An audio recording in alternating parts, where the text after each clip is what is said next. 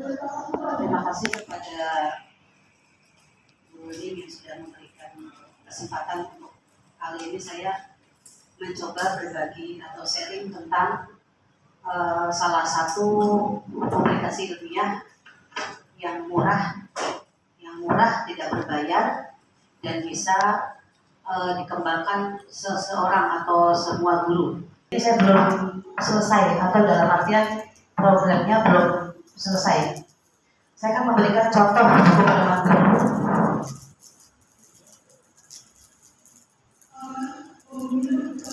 Yang berbeda dari buku pedoman guru ini adalah yang kita kerjakan itu adalah rencana untuk tahun ke depan. Jadi kita membuat rancangan kegiatan sebagai seorang guru yang akan dilaksanakan di tahun anggaran 2023, bukan tahun pelajaran. Jadi tahun anggaran di sini mulai dari Januari sampai dengan Desember 2023 itu apa yang akan kita lakukan dituangkan semua di dalam buku pedoman guru.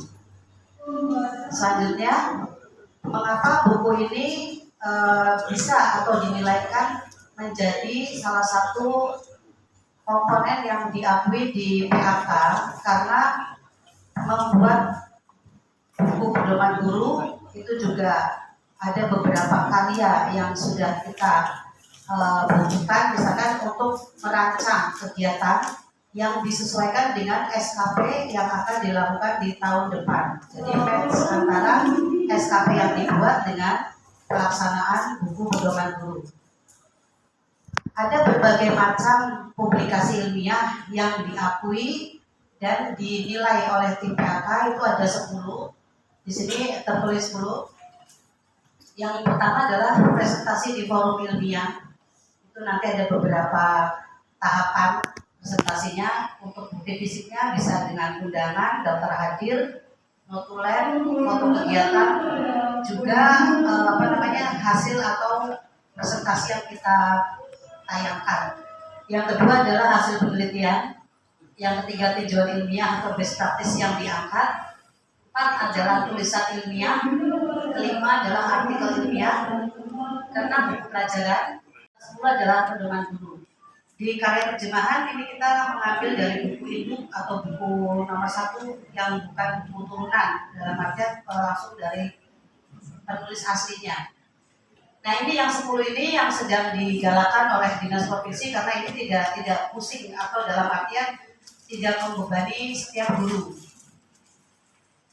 Buku pedoman guru ini adalah buku tulisan guru yang berisi rencana kerja. Jadi kedepannya kita akan melakukan apa itu tertuang di dalam buku pedoman. Termasuk di dalamnya adalah rencana pengembangan pembelajaran. Termasuk di sini adanya silabus, prota, promes, RPP dan lain-lain. Itu ada semua di dalam buku pedoman guru. Kemudian yang kedua adalah rencana pengembangan profesi bagi guru pembelajar.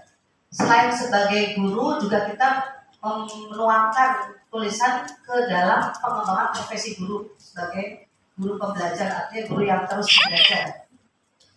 Tujuan pedoman guru sini adalah meningkatkan perbaikan kegiatan perencanaan. Jadi kita bisa membuatnya sebagai refleksi apa yang sudah dan akan kita kerjakan di tahun anggaran 2023. Sekali lagi ini bukan tahun pelajaran dan tahun anggaran. Kemudian dipakai kepala sekolah atau madrasah atau pengawas sekolah untuk mengevaluasi kinerja. Jadi kalau ada pengawas yang menanyakan kinerja kita serahkan saja buku pedomannya karena situ sudah tertuang semua rencana kita sebagai guru dan sebagai yang mendapat tugas tambahan ataupun sebagai guru pembelajar. Nilai kreditnya berapa? Nilai kreditnya adalah 1,5, setara dengan menulis di artikel koran. Memang kalau artikel koran satu tulisan langsung ya bisa 1,5. Tapi di sini juga bisa dinilai dengan 1,5. Bentuknya sebagai apa bentuknya? Bentuknya modelnya makalah, diketik dan dibendel. Jadi dalam bentuk makalah, bab-babnya itu ada di makalah. Tentu saja sebagai makalah ada awal, akhir, isi, dan penunjang. Ini bukti fisiknya adanya makalah yang dilengkapi dengan pernyataan keaslian dari kepala sekolah. Berarti lampiran di depannya itu sudah ada contohnya.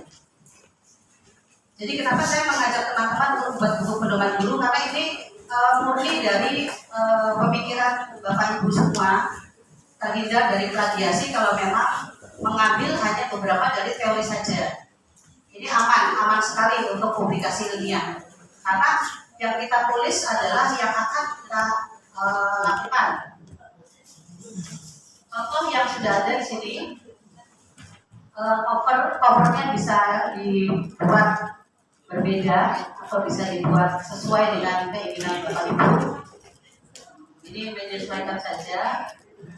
Di sini ditulis nama guru sama nama pemerintah. Di sini ada pemerintah provinsi Jawa Tengah.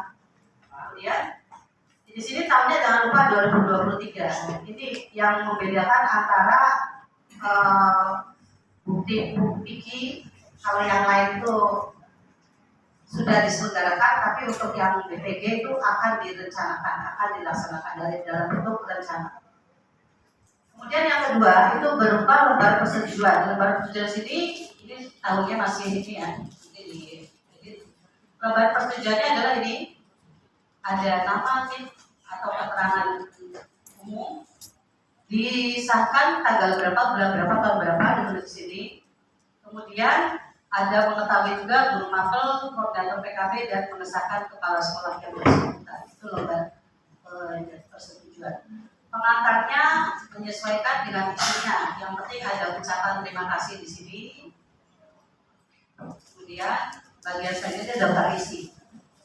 Daftar isi di sini seperti biasa kalau membuat makalah itu ada latar belakang di bab 1. Latar belakang ada 4 bagian, ada tujuan penyusunan rencana kerja dulu dan membuat manfaat pembuatan rencana kerja dulu serta ringkasan target capaian yang akan diharapkan. Yang bab 2 berisi rincian rencana kerja. Rencana kerja sini berhubungan dengan kegiatan pelaksanaan kompetensi guru.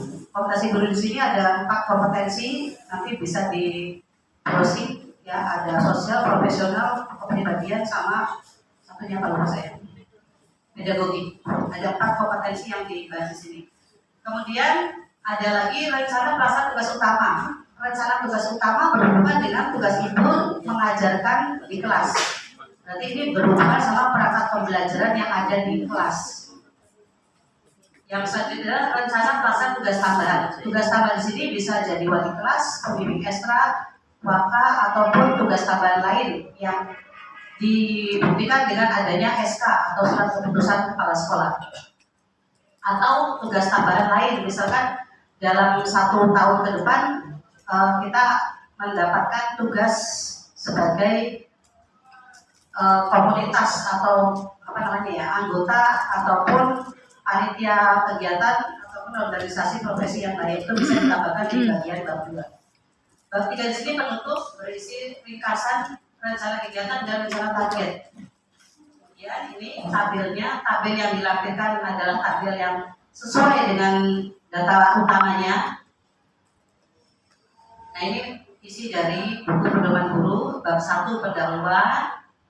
Nanti dibaca di sini. Ini umum, tapi jangan di copy paste, kita ketik ulang atau nanti bisa di terdeteksi. Apapun yang ada di buku pedoman guru, kalau bisa diparafrase atau jangan di copy paste. Kemudian tujuan penyusunan rencana kerja tahunan dimasukkan di bab 1 bagian yang B. Misalkan kita menetapkan 3 tujuan. Yang pertama, rencana pembelajaran selama tahun ini, tahun depan ya, merencanakan kegiatan pengembangan diri tahun depan dan menyediakan data untuk dibandingkan sehingga realisasinya, prosentasenya terlihat. Kemudian menyediakan data untuk pemantauan kerja guru, menyediakan data untuk bahan evaluasi kerja guru. Itu yang bagian B di bab 1. Bagian 3-nya adalah manfaat perbuatannya. Silakan ditulis ini, manfaat perbuatannya bagi guru dan bagi sekolah. Bisa dituliskan. Bagian D adalah ringkasan target capaian yang diharapkan. Itu ada semua di bab 1. Di bab 2, rincian rencananya apa yang akan dikerjakan. Yang pertama kita bikin time schedule dulu, kompetensi apa yang akan kita kembangkan di tahun depan. Misalkan di sini ada kompetensi pedagogiknya, contohnya mengikuti diklat apa di sini. Targetkan kira-kira bulan apa, atau menurut informasinya tanya-tanya dulu kira-kira bulan apa. Kemudian kompetensi kepribadian misalkan memperbaiki interaksi sosial dengan kepedulian terhadap lingkungan, bisa dituliskan di sini. Intinya time schedule ini berisi 4 kompetensi yang akan dikembangkan atau akan dilaksanakan. Kemudian yang ke B, rencana pelaksanaan tugas. Ini misalkan rencana tugas utama sebagai guru, berarti di sini ada materi kelas 10, ini sesuaikan dengan SK semester genap yang 2023. Materinya silakan ditulis di sini, yang ada di silabusnya, tulis ini, semua dituliskan. Kemudian rencana pelaksanaan tugas tambahan juga dituliskan. Kalau di sini ada rencana tugas tambahan bersama wakil kepala ini ya, ini misalkan tugas tambahnya sebagai kepala humas. Kalau wali kelas ya silakan tuliskan sebagai wali kelas. Kemudian rencana pelaksanaan penyusunan laporan karya inovatif. Di sini ya tambahannya ada rencana kita membuat karya inovatif apa, pelaksanaan apa ya, karena kita sedang melaksanakan pembuatan buku pedoman guru ya silakan tulis saja menyusun buku pedoman guru. Tulis saja ini. Dan ini sudah termasuk di dalam bukti fisik. Ada rencana nanti produknya adalah ada buku pedoman guru. Dan sebagai catatan juga buku pedoman guru hanya bisa diajukan 1 kali selama sekali kenaikan. Kemudian di tahun itu ya, jadi nggak bisa berulang lagi di tahun besoknya karena sudah berubah rencananya. Yang bab 3 itu bab penutup. Di sini ada ringkasan rencana kegiatan. Di sini ada macam-macam rencana kegiatannya. Terus ringkasan rencana target dan daftar pustaka. Itu Bapak Ibu sekilas tentang buku pedoman guru. Nanti kalau butuh ya nanti saya kopikan karena ini betul-betul publikasi ilmiah yang gratis ya. Kita bisa membuatnya dari sekarang karena ini mumpung bulan November, Desember, Januari sudah tahun anggaran baru. Silakan direncanakan. Ini sharing saya tentang buku pedoman guru. Pak Presiden ya. Oke, ini saya ada titipan sebentar. Ini ya. Ini mudah-mudahan juga banyak yang ikut. Masih dibuka lagi untuk angkatan 9 dan 10 untuk program CGP-nya. Nanti tolong kalau yang berminat silahkan. Ini kesempatan kita karena ajang ini adalah ajang yang diperlukan banyak guru di Indonesia. Mudah-mudahan nanti kita yang berminat silahkan mendaftarkan, ada jeda waktu ya 12 Desember sampai 10 Januari untuk yang angkatan 9 dan 10, dan untuk yang angkatan PP-nya masih dibuka lagi angkatan 9 dan 10. Itu titipan dari yang program CGP. Ini saya juga iklan ya Pak, berarti mumpung ada 1 menit. Ini yang berminat karena kebetulan saya pengurus di media dulu ya. Silakan yang berminat bisa mengikuti penulisan buku, bisa kolaboratif atau bisa sendiri-sendiri. Jadi silakan kalau yang berminat. Demikian paparan dari saya. Mudah-mudahan dalam waktu yang singkat ini ada manfaatnya bagi Bapak Ibu guru semua. Mohon maaf jika ada pernyataan atau kalimat saya yang salah. Assalamualaikum warahmatullahi wabarakatuh.